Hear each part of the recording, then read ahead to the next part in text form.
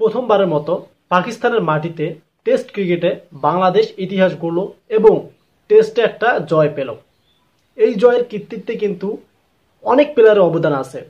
হয়তো আপনাদের কাছে এটা স্বপ্ন মনে হবে, হ্যাঁ আমার কাছেও হয়েছিল। বাংলাদেশ ক্রিকেট টিমটা যে শক্তিশালী পাকিস্তানকে তাদের মাটিতে হারাবে এটা কেউ কল্পনা করতে পারেনি। বাট দেশে যখন নতুন স্বাধীন হলো দেশটা, তার সাথে সাথে ক্রিকেটটাও কিন্তু স্বাধীন হয়েছে, যেটার প্রমাণ আমরা টেস্ট ক্রিকেটে দেখতে পেলাম।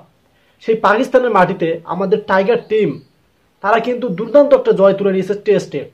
যদিও আপনাদের কাছে টেস্টটা মানে একটু কেমন লাগে, বাট আমাদের স্পোর্টস চ্যানেলদের কাছে, ক্রিকেটের কাছে অনেকটাই ভালো লাগে।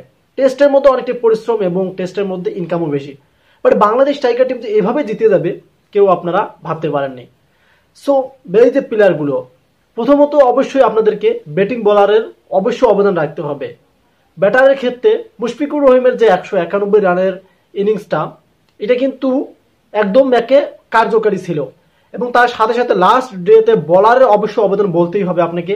মেহেদী হাসান মিরাজের যে 4টা উইকেট, এই 4টা উইকেট এতটাই যে গুরুত্বপূর্ণ ছিল, এবং সাকিব আল হাসানের 2টা উইকেট, এই 6টা উইকেটের বিনিময়ে, এবং শরীফুল ইসলামের উইকেট, এই উইকেটগুলোর বিনিময়ে কিন্তু পাকিস্তানি ব্যাটাররা দাঁড়াতে পারেনি এবং লিড করতে পারেনি। তারা কিন্তু অল আউট হয়ে গেছে। এবং তার সাথে সাথে প্রথম টেস্টটা বাংলাদেশ কিন্তু জয় পেল পাকিস্তানের মাটিতে।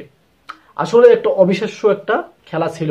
টেস্ট যেটাই হোক না কেন, অবিশ্বাস্য একটা কিন্তু খেলা ছিল, যেখানে বাংলাদেশ টিমটা একদম হারিয়ে গিয়েছিল।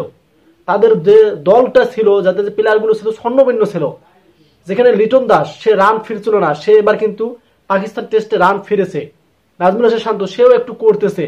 এবং বাকি যে ব্যাটসম্যানগুলো, মেহেদী হাসান মিরাজ, এই প্লেয়ারটাকে যে কেন ওয়ান ডে ও টি-20-তে রাখা হয় না আমি কিন্তু জানি না। বাট এর অবদানটা অসাধারণ। 4টা উইকেট এবং যে 77 রানের ইনিংসটা তার ছিল, এটা কিন্তু খুবই কার্যকরী ছিল।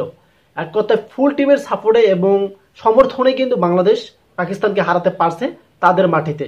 এ কারণে কিন্তু এটা ইতিহাস বলতেই পারেন আপনারা, কারণ প্রথম টেস্ট জয় সেটাও পাকিস্তানের মাটিতে। যদি বাংলাদেশের মাটিতে হয়তো তাহলে বলতেন অনেকে যে নিজেদের মাটিতে একটা অবশ্যই ভালো পারফরমেন্সটি থাকতে পারে। বাট বাইরের দেশে গিয়ে তারা টেস্ট জয় পেয়েছে, এটা আমাদের জন্য অনেকটাই পাওয়া, অনেকটাই ভালো লাগা।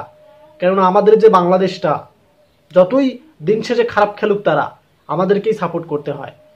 সো এই কারণে খুবই ভালো লাগছে, কারণ মুশফিকুর রহিম সে ভালো খেলছে, বাকি বলাররা ভালো করছে, 100% তারা দিতে পারছে, জন্যই কিন্তু পাকিস্তান হেরে গেছে।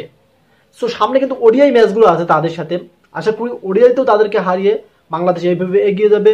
আর এবং যেহেতু বাংলাদেশ ক্রিকেটে অনেকটাই চেঞ্জিং এসেছে, অবশ্যই ক্রিকেটটা টিম ইন্ডিয়ার মতন হবে। তারা সব দিক থেকে জয়ের আশাটা পাবে। কারণ যদি কর্মকর্তারা ভালো হয়, তাহলে টিম যে কর্মকর্তাদের আশা, তারাও কিন্তু ভালো পারফরমেন্স ঠিক করবে এবং প্লেয়ারগুলোও কিন্তু ভালো করার চেষ্টা করবে। সো আবারও ভিডিও শেষে কংগ্রেচুলেশন জানাই বাংলাদেশ টাইগার টিমকে। এভাবে এগিয়ে যাও, বাংলাদেশকে এভাবেই তোমরা বিশ্বের কাছে দেখাও যে বাংলাদেশ ক্রিকেট টিম একটা শক্তিশালী টিম। সো যাদের স্পোর্ট ভিডিও ভালো লাগে তারা আমাদের চ্যানেলটি সাবস্ক্রাইব করে রাখতে পারেন। ধন্যবাদ।